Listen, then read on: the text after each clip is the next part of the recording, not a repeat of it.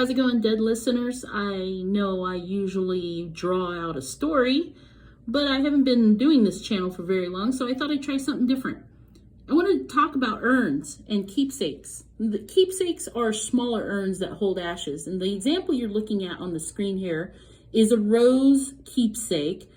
In real life, this thing is approximately 18 to 20 to 24 inches long. You can get the stem in a silver color or a brass color, and you can have it flipped over and request engraving on it. You know, small things like a person's name, date of birth to date of death, depends on what you want. And then the rose itself, that little rosebud there, it comes off.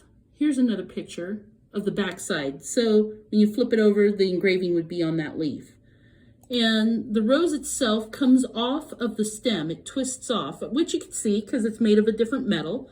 And then you flip it upside down, and at the butt of the stem here is where you fill this part, the reservoir, with ashes. And so there's a neat little thing here that can kind of show you. See this metal part in the middle? You twist that right off, and then you fill this with ashes, and then there's a little plug. It's like a rubber plug that sometimes if the family wants it glued in, I will put a glue around the rubber plug and then screw this back on, or not. It just depends on what you prefer to have done for it. And let's see, what is the other picture? Oh, there we go. That's what it looks like. And there's the little rubber stopper right there. And then when you, let's see, what else is there? Look at that. Well done, website. And then once that's filled with ashes, the stopper's put on and that's screwed back on. You get the rose back in a beautiful velvet box here. That is nice. And then here's what it might look like with the engraving. Obviously, you can't put a whole lot on the engraving because the leaves are, you know, about an inch, half an inch. And then there's more of the examples of engravings.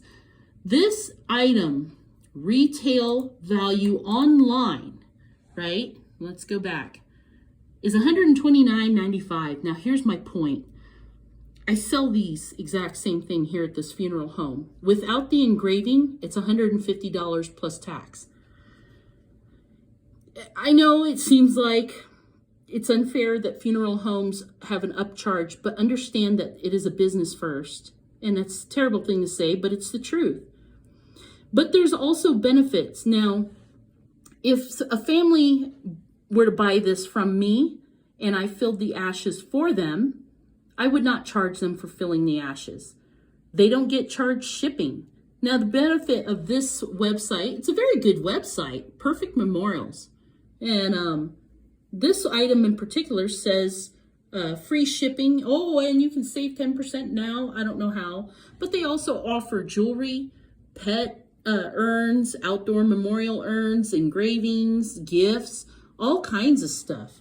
So you have a variety of choices. But if I were to sell this to a family for $150 plus tax, and then it's about, I think, $15 to $30 for the engraving, then we get the item, we fill the urn for them, and that's part of the service.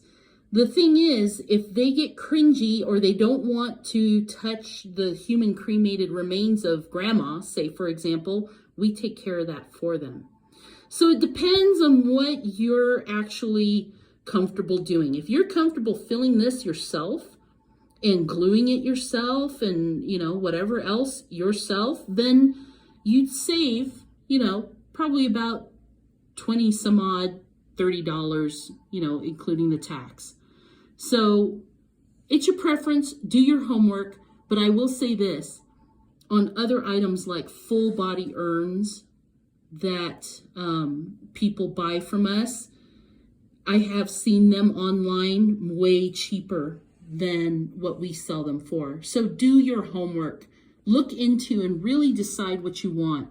Okay? This is called the Crimson Long Stem Rose Keepsake. It's a really cool thing. And it's just a keepsake. So it's not going to hold all the ashes of a full adult cremated remains. But it's from a website called Perfect Memorials. I'll leave a link in the description below if you want to look for stuff. But just know that my point to this video, yes, Funeral homes can and will upcharge for the merchandise that they sell. However, another benefit to using a funeral home's merchandise is that some vendors will not sell to the public. So it just happens to be a lucky thing that this particular item here does sell on a website to the public. But there are some urns that we sell in our catalog that you can look at it online on the vendor's website, but once you try to order it, you have to put in a business tax ID number in order to have it shipped to you. So decide what you want. I would say don't settle for less, but make sure you do your homework. I know you would be grieving at the time that you have to make this decision, but it could be a few $100s difference if you don't. And if you're comfortable filling the ashes into the urn yourself, do it.